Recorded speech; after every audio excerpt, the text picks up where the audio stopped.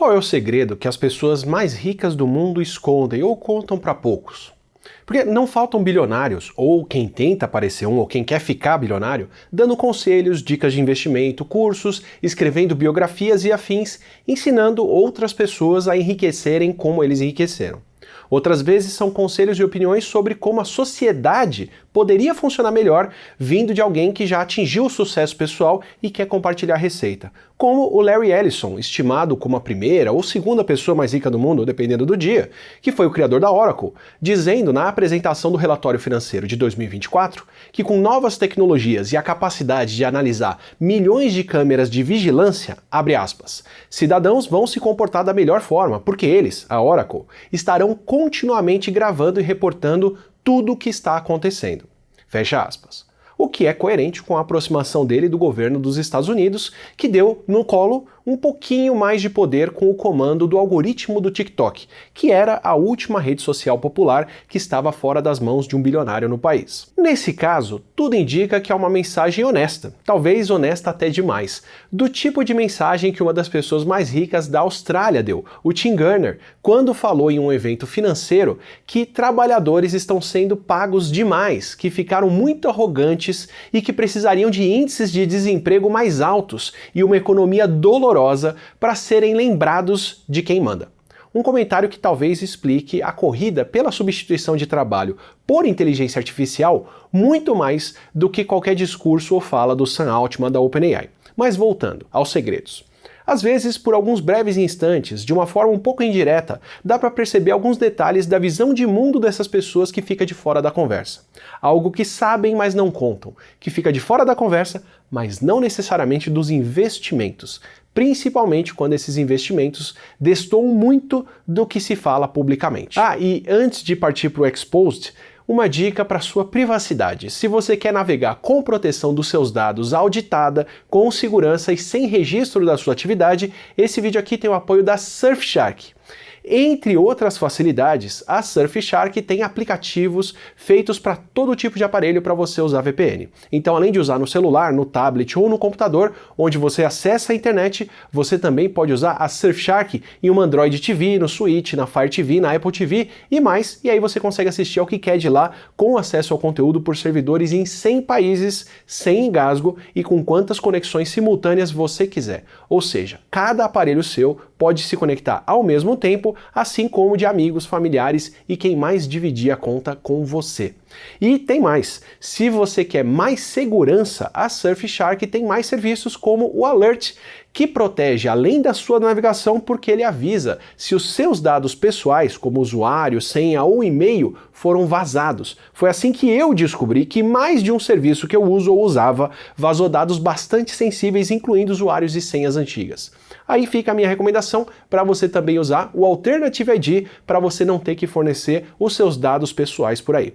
Aproveita o link surfshark.com/atila ou escaneia o QR Code aqui da tela, assim você tem 4 meses grátis de assinatura e 30 dias com devolução do seu dinheiro para poder testar a Surfshark e ver o que eu estou falando. Voltando ao Exposed. Em um caso onde a gente pode ver a discordância, que não necessariamente é o caso de um bilionário, mas é público o suficiente para a gente saber bastante detalhes do que aconteceu depois, dá para acompanhar essa diferença entre boca e bolso. Em 24 de janeiro de 2020, o Comitê de Saúde e o Comitê de Relações Internacionais dos Estados Unidos se reuniram com especialistas em saúde para poder entender o que estava acontecendo com o que na época eram os casos de um novo coronavírus que estava causando na China. No mesmo dia em que a China fechava 11 milhões de pessoas em Wuhan em lockdown para conter o contágio, o presidente desse comitê anunciou que o risco de contágio nos Estados Unidos era baixo. O contrário do que a China mostrava e do que veio a acontecer depois. Mas até aí, ok, dá para imaginar que eles foram mal informados sobre o que estava acontecendo de fato. O problema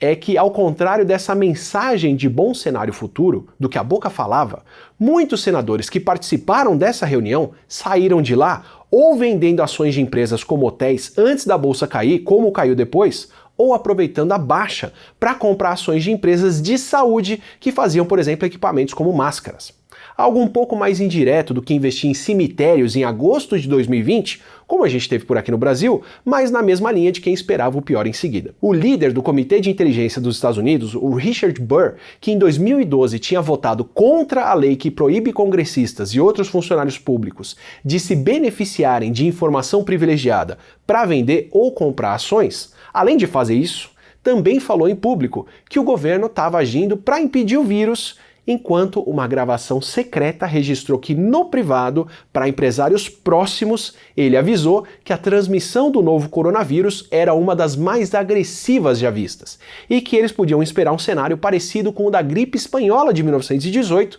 e que provavelmente escolas seriam fechadas e as pessoas teriam que ficar em casa. O tipo de coisa que aqueles mesmos empresários depois falaram para as pessoas não fazerem. A investigação foi aberta sobre o caso, mas foi encerrada sem repercussões por lá. Aí você para e pensa, que tipo de atitude representa melhor o conhecimento e as expectativas dos nobres senadores dos Estados Unidos? Os pronunciamentos públicos de quem dizia que estava tudo bem, ou o investimento privado de boa parte do patrimônio que tinham, esperando algo muito pior e muito mais próximo do que a gente viu desenrolar meses depois. Se você acha que o bolso fala mais do que a boca, é hora de dar uma olhada em uma tendência bastante curiosa entre as pessoas mais ricas do mundo, que é a construção de bunkers preparados para o fim do mundo e para viver em isolamento. Com a guerra da Ucrânia e com outros reflexos das muitas crises que a gente está vivendo, além de um presidente em particular que tem acesso a uma maleta em particular, com um botão em particular com uma certa capacidade de decretar unilateralmente o fim do mundo, é até esperado ver o boom recente de demanda por bunkers e por abrigos subterrâneos pensados para poder escapar de bombardeios, o que é uma coisa que governos deixaram de fazer quando foram desenvolvidas as primeiras bombas de hidrogênio, porque elas têm um potencial destrutivo e de poluição nuclear tão grande que meio que inviabiliza a possibilidade de alguém se esconder do pior num abrigo pequeno de só alguns meses ou só alguns anos de autonomia. Mas qualquer abrigo de quem se preocupa com o que está acontecendo no mundo não chega aos pés do que bilionários estão fazendo e estão dispostos a pagar.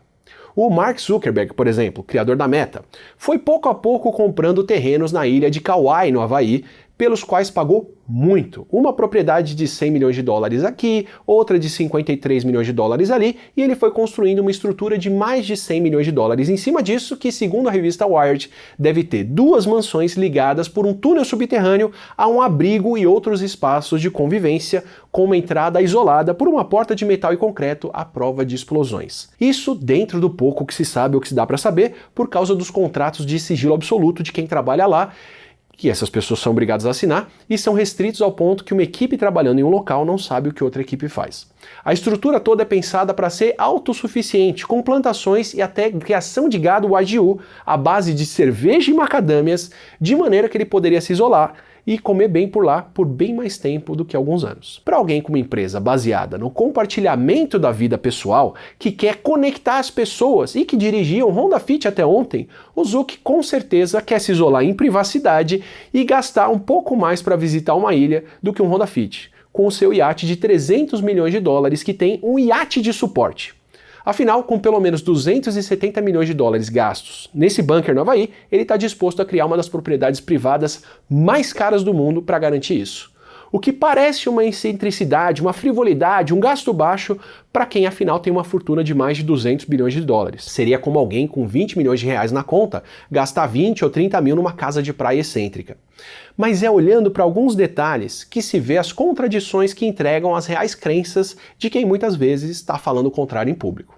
O Peter Thiel, que é um dos criadores do PayPal com Elon Musk, é investidor precoce no Facebook e tutor do Zuck e do Sam Altman. Foi o pioneiro desse movimento depois de ser convertido em um sobrevivencialista pelo livro The Sovereign Individual, que é uma obra de 1999, algo como Indivíduo Soberano, que defende que com a nossa transformação em uma sociedade baseada em informação, o poder dos governos vai ser enfraquecido por moedas digitais e aí os indivíduos com as melhores ideias vão poder enriquecer como nunca, abandonar obrigações mundanas como pagar impostos e, com o fim da redistribuição de renda dos governos, vão conseguir acumular fortunas que viabilizam a criação das suas próprias nações soberanas sem necessidade de um local físico fixo.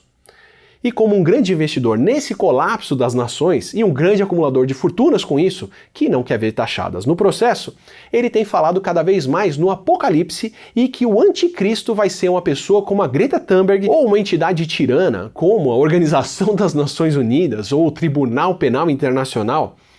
que impedem o progresso tecnológico usando desculpas como mudanças climáticas ou o fim dos recursos naturais e outras ameaças existenciais. E como fã de Tolkien que o tio é, que nomeia suas empresas a partir de entidades de Senhor dos Anéis, como Palantir, vale ver o que é,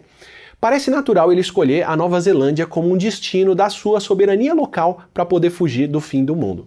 O Sam Altman também se prepara para um possível, aspas, aí, evento. Em 2016, bem antes dele acumular o dinheiro e o poder que ele tem hoje, ele já falava do seu terreno no Havaí e de planos compartilhados com o Peter Thiel de onde se abrigar na Nova Zelândia quando o pior acontecer. A Nova Zelândia acabou se tornando um dos destinos preferidos dos bilionários que querem se preparar para o apocalipse. Ela é isolada, tem um governo democrático e relativamente estável, é pouco poluída, é cheia de recursos naturais como água potável, que data centers adoram, e é menos sujeita a consequências das mudanças climáticas, como o aumento do nível dos mares. Então parece ser o lugar ideal para poder fugir do estrago que eles mesmos causam.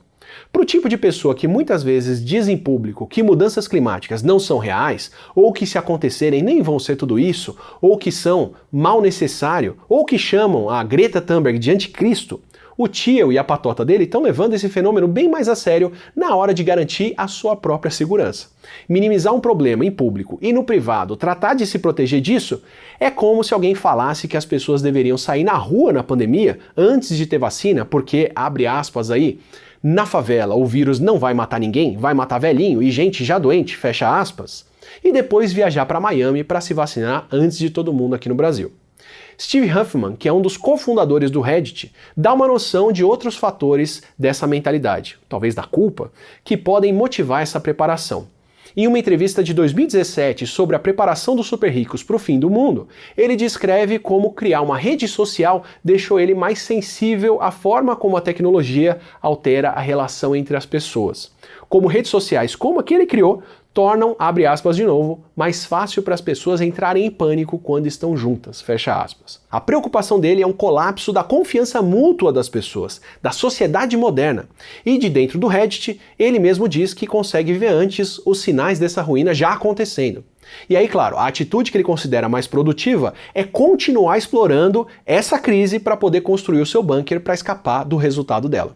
Nessa mesma matéria, inclusive, fica bem claro como a motivação de muitos para essa preparação toda é a noção de que a desigualdade está aumentando e que essas pessoas estavam ficando muito mais ricas do que o resto de nós. Uma tendência de concentração de renda que só tem aumentado ainda mais desde então. E deve aumentar mais ainda se conseguirem substituir mais empregos com inteligência artificial. E a preocupação com o colapso da sociedade entre os que acumularam essa renda vai crescendo junto. Em 2017, o Reid Hoffman, naquela mesma entrevista, é um dos cofundadores do LinkedIn e já estimava que mais da metade dos bilionários do Vale do Silício tinham comprado algum tipo de seguro contra o apocalipse, na forma de um bunker, uma propriedade numa ilha isolada ou alguma coisa do tipo. Com um detalhe.